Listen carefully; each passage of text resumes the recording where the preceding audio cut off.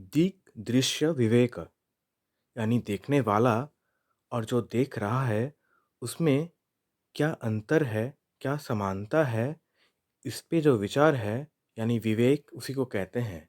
और अब तक हमने जाना है कि ये संसार, ये दुनिया परम चेतना से बनी हुई है। ये संसार, ये दुनिया ब्रह्ममय है। पर अज्ञानता के कारण हमें ये संसार ठोस नज़र आती है, बहुत ही अर्थपूर्ण नज़र आती है। माया के कारण, माया के दो शक्ति, आवृत्त शक्ति और विक्षेप शक्ति के कारण हमें ये संसार ही सत्य लगता है। ये संसार जहाँ से बना हुआ है, ये संसार जहाँ से चलता है, उस सत्य को हम जान नहीं पाते। पर हमने जाना है, मन, अहम, वस्तुएं, सब कुछ, ये पूरा संसार, ये पूरा ब्रह्मांड ब्रह्म से बना हुआ है, चेतना से बना हुआ है और वो चेतना एक है। श्रवण, मनन और निधिध्यास से हम इस ज्ञान को अपने अंदर उतार सकते हैं।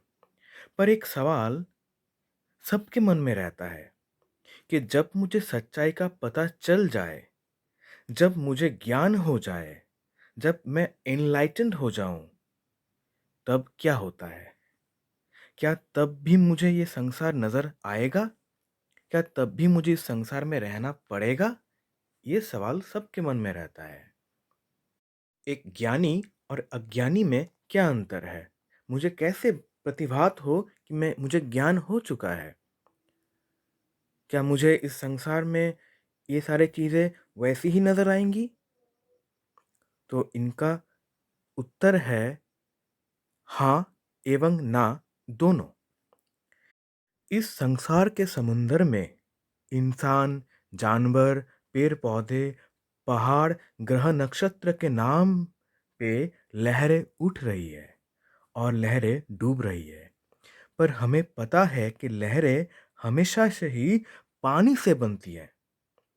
समुंदर के उस लहर को जब आप देखते हैं, तो क्या आप लहर को देखते हैं या पानी को देखते हैं? आपको पता है, आप दोनों को देखते हैं। आप लहरों को देखकर मन लुभाते हैं, पर आपको ज्ञात है कि वो लहरें पानी से बनी हुई है। और अद्वैत वेदांत तो आपको ये भी ज्ञात करवाता है कि लहर और पानी असल में दोनों अलग नहीं हैं, वो एक ही हैं। जो पानी है वही लहर है और जो लहरें हैं वो पानी से ही बनती है। पानी ही है, चेतना ही है जो नाम, रूप और क्रिया बन के बह रही है इस संसार समुद्र में। आत्मज्ञानी व्यक्ति इसी संसार में रहते हुए अपने कर्तव्यों का पालन भी करते हैं। उन्हें भी भूख लगता है, उन्हें भी सर्दी में ठंड लगती है। वो इसी समुंदर में रहते हैं, संसार समुंदर में अपना ज़िंदगी जीते हैं, लेकिन उन्हें सच्चाई का पता चल चुका होता है और वो लहरों के अंदर पानी को भी देखते हैं और पानी के अंदर लहरों को भी देखते हैं। यानी इसी संसार में रहते हुए वो उस चेतना को भी जानते हैं और उस चेतना से बनी हुई ये जो मन है, वस्तुएँ हैं, जो अहम है, उनको पता चल चुका होता है। एक कहानी से हम इसे और अच्छे से समझते हैं। एक व्यक्ति थे, किसी कारण से उनका आर्थिक अवस्था बहुत ज़्यादा खराब हो जाता है। लेकिन उनके परदादा के और बाप-दादा के पुराने उनके पास सोने के कुछ कंगन थे और 2 सोने के ईंट थे। तो जब पैसों का बहुत ज़्यादा ज़रूरत आ पड़ा, तो उन्हें सुनार के पास जाना पड़ा। सुनार के पास जाके उन्होंने सोचा मैं इन्हें बेच देता हूँ तो कुछ पैसे आ जाएँगे। तो सुनार के पास जब उन्होंने अपना कंगन दिए कि इनका मुझे क्या भाव मिलेगा? सुनार ने उसको तोला, उसका वज़न किया और उसको बोला कि आपको इन कंगनों का इतना पैसा मिलेगा। उसके बाद उन्होंने बोला, इन 2 ईंट हैं सोने का, इसका क्या मूल्य होगा? सुनार ने बताया क्या रेट होगा। व्यक्ति कहता है कि भाई साहब ये आप कैसी बात कर रहे हो? ये तो सोने का कंगन है, इसका रेट तो अलग है और ये तो सोने का ईंट है, इसका रेट तो ज़्यादा होगा। सोनार कहता है, भाई साहब, ये आपके लिए सोने का ईंट होगा और ये सोने का कंगन होगा, मेरे लिए दोनों ही सोना है। आत्मज्ञानी व्यक्ति ऐसे ही हर चीज़ में उस एक चेतना को ही जानता है। उसे हर कुछ प्रतिभात होता है चेतना के रूप में ही।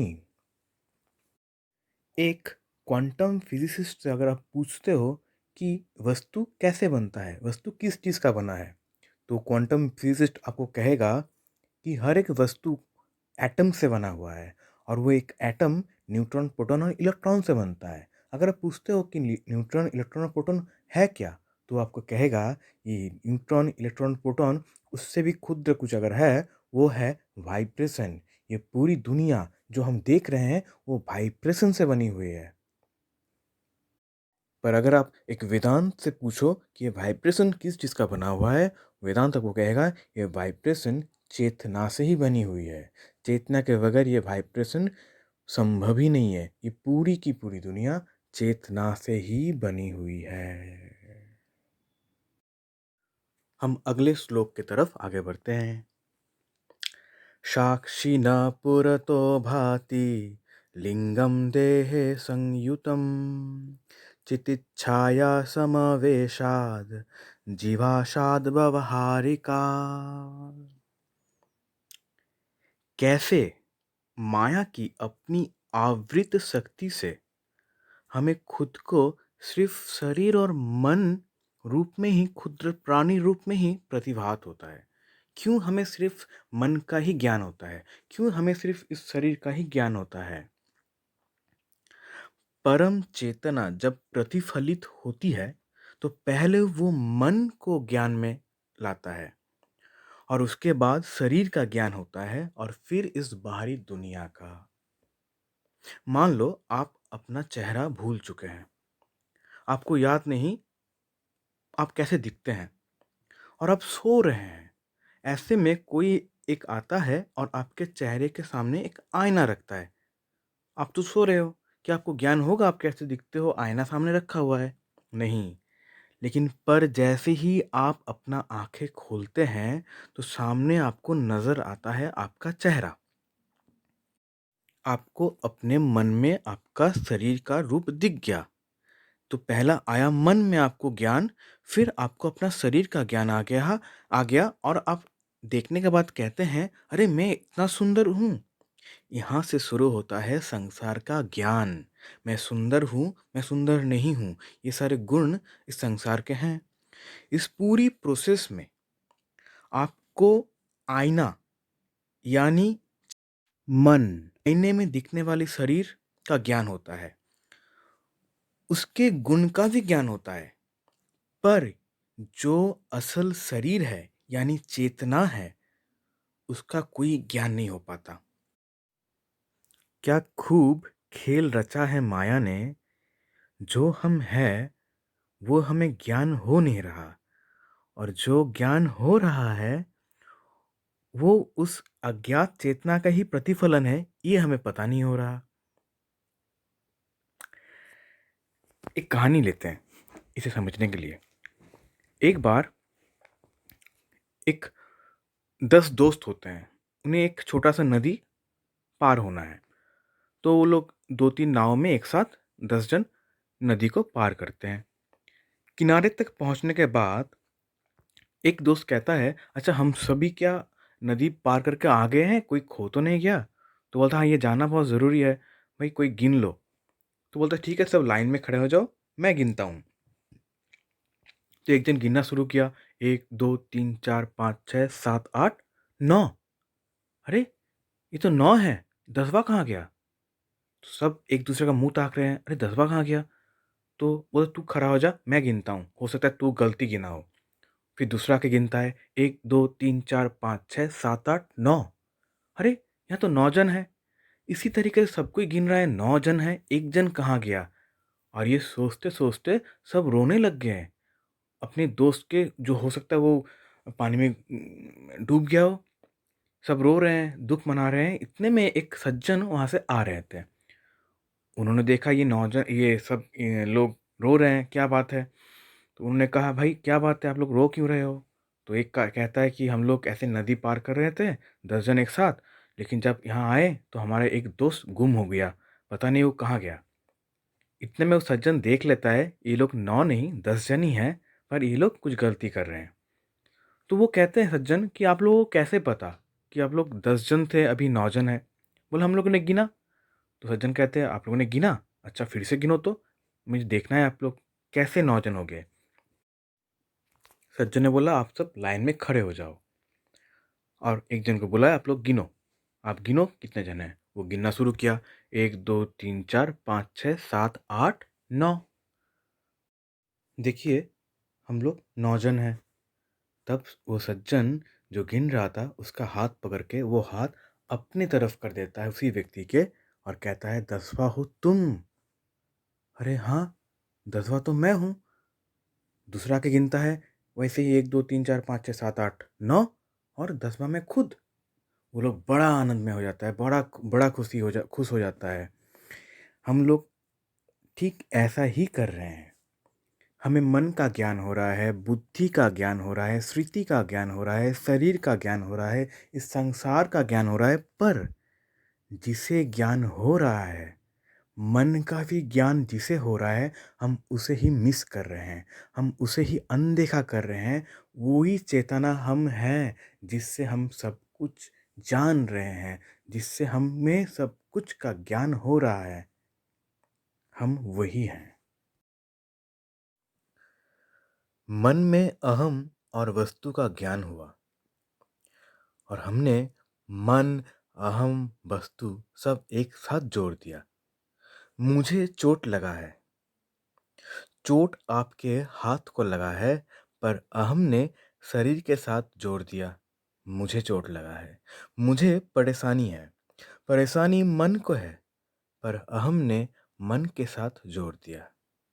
अब मन और शरीर सब बन गया एक। जिंदगी भर इसी शरीर और मन को तृप्त करने की संघर्ष में जी रहे हैं हम। इसी संघर्ष को ही हम जिंदगी मानते हैं, जीवन मानते हैं। अभ्यास बन गया बोलने का, पूर्णिमा में चांद की रोशनी। कभी झांक के देखा भी नहीं, रोशनी तो सूरज का था। चांद के लिए तो ना पूर्णिमा है ना अमावस। चांद को क्या खबर, यहाँ शायर बन फिर रहे हैं, कविताएं लिखी जा रही है चांद की रोशनी पर। अहम यानी मैं, इसका 3 अर्थ है। 2 अर्थ है ज्ञानी के लिए, एक अर्थ है अज्ञानी के लिए। अहम मतलब मैं, मेरा जो मैंपन है, इसे हम लोग 3 तरीके से इसे 3 तरीके से व्यवहार किया जाता है या बोला जाता है। वो 3 तरीका क्या है? जब एक अज्ञानी कहता है मैं या अहम को दर्शाता है, वो इस शरीर और मन को ही दर्शाता है। अज्ञानी के लिए मैं मतलब मेरा शरीर और मन होता है, पर ज्ञानी के लिए मैं मतलब पहले होता है अहम ब्रह्मास्मि, मैं ब्रह्म हूँ, शिवोहम, मैं शिव हूँ। ये बोलने के लिए नहीं, ये उसके बोध में होता है। ज्ञानी के बोध में ही होता है मैं शिव हूँ, मैं ब्रह्म हूँ। दूसरा तरीका जो अपनाता है वो है मैं शरीर और मन भी हूँ। हाँ, ज्ञानी भी शरीर और मन को भी मैं कहते हैं, पर जहाँ अज्ञानी शरीर को ही मानता है मैं हूँ, वहाँ अज्ञानी शरीर और मन को भी मैं मानता है। यानी 3 मैं है। अज्ञानी के लिए शरीर और मन मैं है, ज्ञानी के लिए शिव और ब्रह्म ही मैं है, और दूसरा है मैं शरीर मन भी हूँ। अगले श्लोक की तरफ जाते हैं। तथा सर्गब्रह्मणेश्च भेदम् आवृत्य तिष्ठति या शक्ति तद्वसाद् ब्रह्म विकृतेन भाषते। ये सृष्टि जो ब्रह्म से ही बना हुआ है, जो ब्रह्म ही है, ब्रह्ममय है, वो माया की आवृत्त शक्ति के कारण विकृत रूप में सृष्टि सा महसूस होता है, सृष्टि सा लगता है। हमें ज्ञात होता है ये सृष्टि का, इस दुनिया का। जैसे रस्सी में सांप का नज़र आना, आसमान का नीला रंग ज्ञात होना या फिर रेगिस्तान में दूर पानी का नज़र आना। वैसे ही ब्रह्मन, ये जो ब्रह्मन है या ये जो चेतना है, वो विकृत विकृत रूप में सृष्टि सा नज़र आता है। विकृत कैसे? चेतना जो अमर है, उसी चेतना में हम जन्म लेते हैं, जीते हैं, मरते हैं। चीज़ें यहाँ पर आती हैं, कुछ देर रहती हैं और चली जाती हैं। यानी जो अमर है, उसे हम मरणशील रूप से जान रहे हैं। ये है माया का आवृत्त शक्ति, जिसके कारण ब्रह्म हमें मन, शरीर, अहम, ये जगत, संसार के रूप में प्रतिभात होता है। एक बार की बात है, माता पार्वती गणेश और कार्तिकेय से कहते हैं, मेरे पास एक आम है। वो आम मैं उसी को दूंगी जो इस पूरे सृष्टि का चक्कर लगा के मेरे पास पहले आएगा। ये बात सुनते ही दोनों तैयार। कार्तिकेय अपने मयूर पे चढ़ के सृष्टि का चक्कर लगाने निकल पड़ते हैं, लेकिन गणेश वहीं चुपचाप बैठा रहता है। तो पार्वती माता कहते हैं, क्या बात है गणेश, तुम क्यों नहीं चक्कर लगाने गए? तो गणेश ने जब सुना तो कहा, माता जब आप कह रहे हो, ठीक है मैं चक्कर लगा लेता हूँ। गणेश उठता है और नमस्ते मुद्रा में माता पार्वती और पिता शिव जी का 3 चक्कर लगा के सामने आके खड़े हो जाते हैं। माता कहता है, ये तुमने क्या किया गणेश?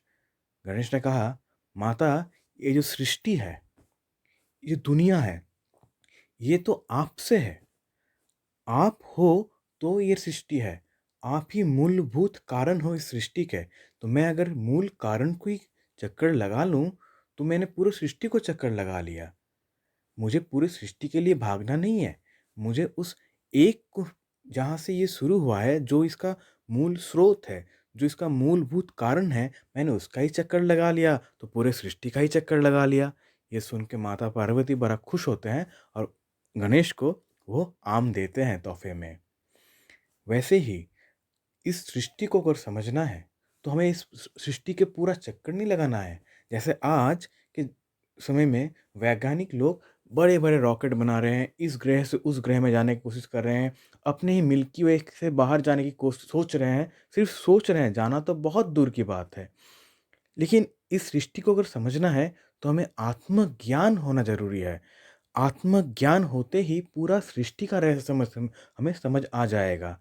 हम कैसे बने हैं, ये ज्ञात होते ही पूरी सृष्टि के रहस्य जो है हमें ज्ञात हो जाती है, क्योंकि ये सृष्टि कुछ और नहीं, चेतना से ही बनी हुई है। जैसे हम चेतना ही है, पर हमें ये शरीर, मन और अहम के रूप में ज्ञात हो रहा है, इस दुनिया के रूप में, चीज़ों के रूप में हमें ज्ञात हो रहा है।